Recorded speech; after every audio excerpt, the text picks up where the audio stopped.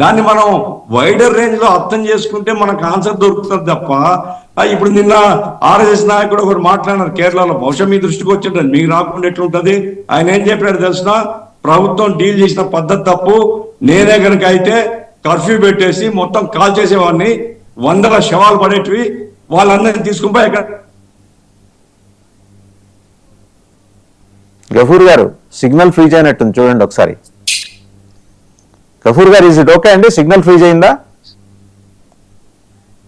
సరే, ఫ్రీజ్ అయింది. మళ్ళీ వస్తాను గఫూర్ గారి దగ్గరికి. పేకెట్ ప్రసాద్ గారు, ఇదండి ఇప్పుడు అతను స్పందించి ఉంటే ఇంత ఆందోళన రాదు. పిల్లలు చనిపోయినప్పుడే స్పందించి ఉంటే ఇంత ఆందోళన రాదు.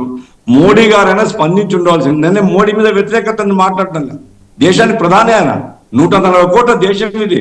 140 కోట్ల దేశంలో రకరకాల భావాలు, రకరకాల చర్చలు, రకరకాల ఆలోచనలు, రెచ్చగొట్టే వాళ్ళు ఉంటారు, మీరు చెప్పినట్టు రెచ్చగొట్టే వాళ్ళు ఉంటారు, తీవ్రవాదులు ఉంటారు, శాంతియుతంగా ఉండే వాళ్ళు ఉంటారు. కాబట్టి ప్రజల్ని రోడ్ల మీదకి రాకముందే ప్రభుత్వాలు చర్చలు జరపాలి, పరిష్కారాన్ని వెతకాలి.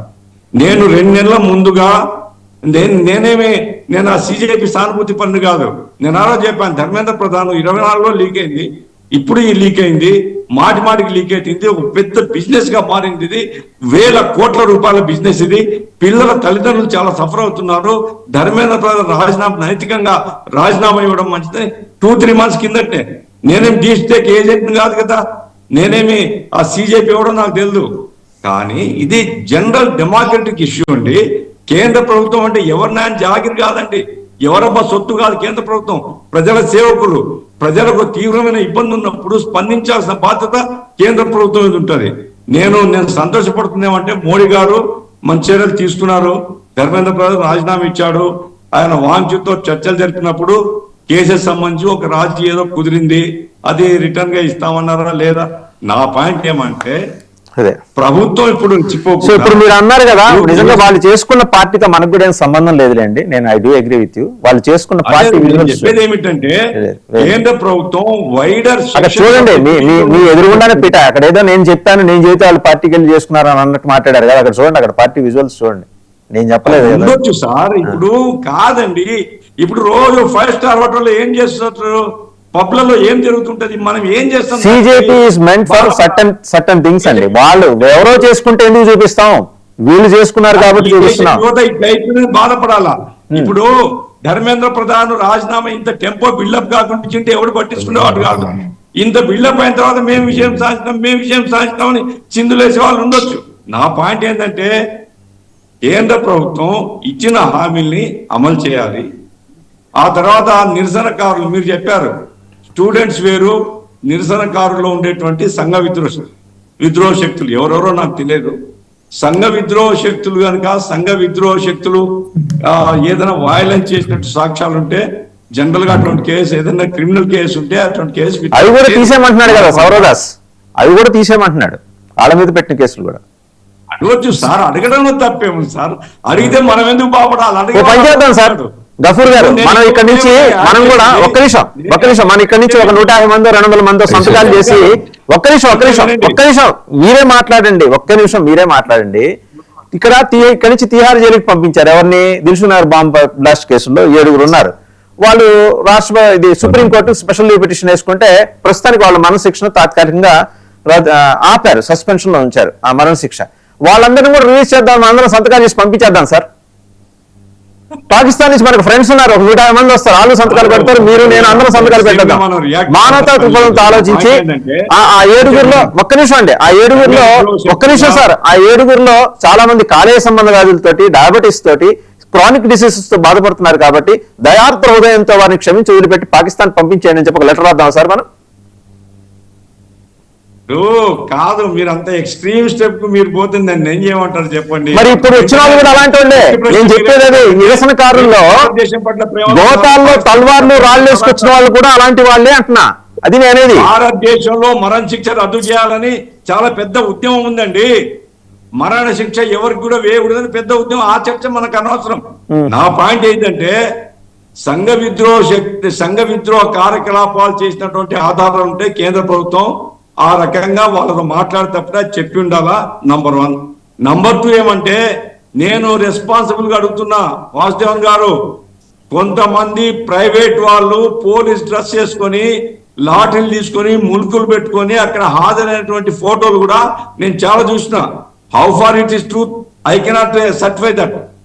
అటువంటి శక్తుల మీద కూడా చర్యలు తీసుకుంటే ప్రజలు హర్షిస్తారు. అటువంటి శక్తుల మీద చర్యలు తీసుకోండి. ఎవరైనా చేసిన చర్యలు తీసుకోండి. కాదండి, ఆ స్టేషన్ లో ఎవడో నీళ్ళు ఇచ్చినా అంట, నీళ్ళు ఇచ్చుకొని వేధిస్తున్నారు. ఇప్పుడు వాని కుటుంబాన్ని మొత్తం తీసుకొని పోయి హర్యానా పోలీసులు రోజు పోలీస్ స్టేషన్ చుట్టూ తిప్పుతున్నారు. ఇది ఇట్ ఫెయిర్?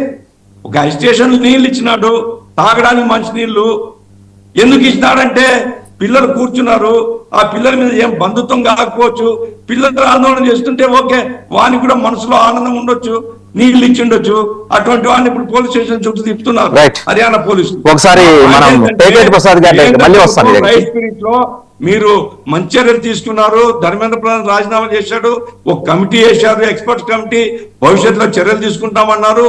అట్లా కేసులు విత్డ్రా చేసుకుంటామని మీరు చెప్పారు. కాబట్టి ఏ టైప్ ఆఫ్ కేసు ఉన్నాయి ఏమిటి గఫూర్ గారు, మళ్ళీ వస్తాను మీ దగ్గరికి. ఒకసారి పేకేటి ప్రసాద్ గారు, పేకేటి ప్రసాద్ గారు 12 ఏళ్ళు అనుకుంటా అప్పుడు వాళ్ళు 2014 నుంచి ఇప్పటిదాకా చూసుకుంటే, ఒక మొదటి 5 years రెస్పాన్సిబుల్గా ఉన్నారు. తర్వాత 5 years చూస్తే రెస్పాన్సిబిలిటీ నుంచి కాంక్రసైజేషన్ మొదలైంది బీజేపీలో. అక్కడున్న అవకరాలన్నీ ఇక్కడికి కూడా పాకే, అక్కడి నుంచి కూడా దింపుకున్నారు కదా, వీళ్ళు ఇంపోర్ట్ చేసుకున్నారు, పారాచూట్స్ దిగారు, ముఖ్యమంత్రులు కూడా అయ్యారు. లేకపోతే రక్తపాత రహితంగా అధికారం ఎలా చేజిక్కించుకోవాలో బీజేపీకి తెలిసింది, ఎవరికి తెలియదు. టోకెన్ కొనేయటం, ఎన్నికల్లో వెళ్ళకపోతే టోకెన్ కొనేసి గవర్నమెంట్ని మార్చేసుకోవటం, ఏ గవర్నమెంట్ అని సరే.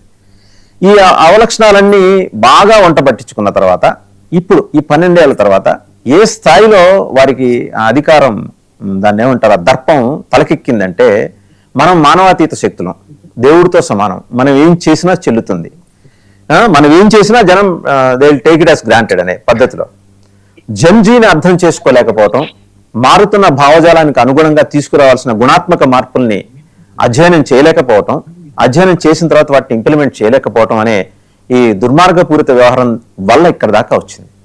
ఈ వచ్చిన దాన్ని డీప్ స్టేట్ అడ్వాంటేజ్ తీసుకుంది. ఎంతసేపు దేశాన్ని అస్థిరపరచడం కోసం వాళ్ళు ప్రయత్నం చేస్తున్నారు కాబట్టి ఒక అడ్వాంటేజ్. అభిజిత్ దీప్కే ఎవరో, అతను అంతకుముందు అరవింద్ కేజ్రీవాల్ కోసం ఏం చేశాడో, అరవింద్ కేజ్రీవాల్కి ఖలిస్తాన్ టెర్రరిస్టులకి ఉన్న లింక్స్ ఏంటో, అతనికి అందుతున్న సహాయం ఏంటో అందరికీ తెలుసు. డీప్ స్టేట్కి 3 ప్లాన్స్ ఉన్నాయి, ABC. 1 Rahul Gandhi fail, 2 Arvind Kejriwal fail, 3 Abhijit దీప్కే దింపారు, సక్సెస్. రేపు ఇది మళ్ళీ రిపీట్ అవుతుంది. ఆ విషయం గమనించింది ఆ మొత్తం కేబినెట్ లో ప్రధానమంత్రి ఒక్కడే. అప్పటిదాకా హారిజెంటల్ గా మాట్లాడిన ప్రధానమంత్రి వర్టికల్ గా వచ్చేసాడు ఇన్స్టాగ్రామ్ లో. ఎవరిని అడ్రస్ చేయాలో వాళ్ళని అడ్రస్ చేశాడు. వీళ్ళకి ఎప్పుడు వస్తుందండి ఆ మిగిలిన నాయకులకి? అంటే వాళ్ళు ఏమన్నా దైవాంశ సంభూతులా, మానవాతీత శక్తులా? వాళ్ళు ఏమనుకుంటే అది చేసేయడానికి. వాసుదేవన్ గారు, మొదటిగా ఈ చర్చలో పాల్గొన్న మీకు, పెద్దలకు, అలాగే ప్రేక్షకులు అందరికీ నమస్కారం, శుభోదయం అండి. మీరు చెప్పిన కామెంట్స్ కి నేను రెస్పాండ్ అయ్యే ముందు ఒక అంశాన్ని అంబాసిడర్ గారు తీశారు, దాన్ని విత్ డ్యూ రెస్పెక్ట్ నేను తీవ్రంగా వ్యతిరేకిస్తున్నాను. RSS వల్లే ఈ దేశం ఇంకా ముక్క చెక్కలవుతుంది అన్న దాన్ని నేను తీవ్రంగా వ్యతిరేకిస్తున్నాను. RSS వల్లే ఈ దేశం ఇంకా కలిసి ఉంది. ఆ స్టేట్మెంట్ పక్కన పెడితే నెక్స్ట్ వచ్చి నేను అనలేదు. Don't attribute anything to me. RSS వల్ల బుక్కలు అవుతుందని కాదు, కొంతమంది RSS ఉన్న వాళ్ళు ఎక్సెస్ బిహేవ్ చేయడం వల్ల ఇలా జరుగుతుంది. అది మీరు అర్థం చేసుకోవాలి. అయ్యో, నేను ఇన్స్టిట్యూషన్ ఎప్పుడు బ్లేమ్ చేయను. మీరు వ్యక్తులను అనొచ్చు, ఎందుకంటే వ్యక్తులు అన్నిట్లో ఉంటారు, వామపక్షాల్లో ఉంటారు, కాంగ్రెస్ లో ఉంటారు. వాళ్ళు చేసే దాని వల్లే దేశ విభజన అయ్యే అవకాశాలు ఉంటాయి.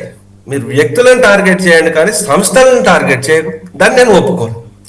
అయితే ఇప్పుడు వాసుదేవన్ గారు మీరు చెప్పిన అంశము ఏమవుతుందంటే, బీజేపీ రాను రాను ఏంటంటే సంస్థాగతంగా కాకుండా ఒక వ్యక్తి మీద ఆధారపడుతోంది. మోదీ గారు అంటే నాకు అపారమైన గౌరవం ఉంది, వారికి వ్యతిరేకంగా ఏం లేను నేను. కానీ ఒక సంస్థ, ఆర్గనైజేషన్ లాంగ్ టర్మ్ లో ఉండాలంటే వ్యక్తి మీద కాదు, ఐడియాలజీ మీద డిపెండ్ అయి ఉండాలి. ఒక చిన్న ఉదాహరణ ఇస్తాను.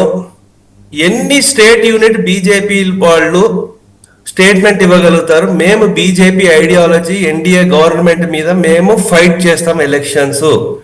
ప్రతి బీజేపీ స్టేట్ యూనిట్ మేము మోదీ గారు బొమ్మ పెట్టుకుని గెలుస్తాము అంటున్నారు. అది ప్రాబ్లం ఇక్కడ. ఆ రియలైజేషన్ 2024 తర్వాత ఎలక్షన్ తర్వాత బీజేపీలో వచ్చింది. ఆర్గనైజేషన్ లెవెల్లో అందు గురించి నితిన్ నబీన్ గారిని తీసుకొచ్చారు. అలాగే వాళ్ళ మండలు లేకపోతే డివిజన్ ప్రెసిడెంట్లకు కూడా యువకుల్ని తీసుకురావాలన్న ప్రయత్నం చేశారు.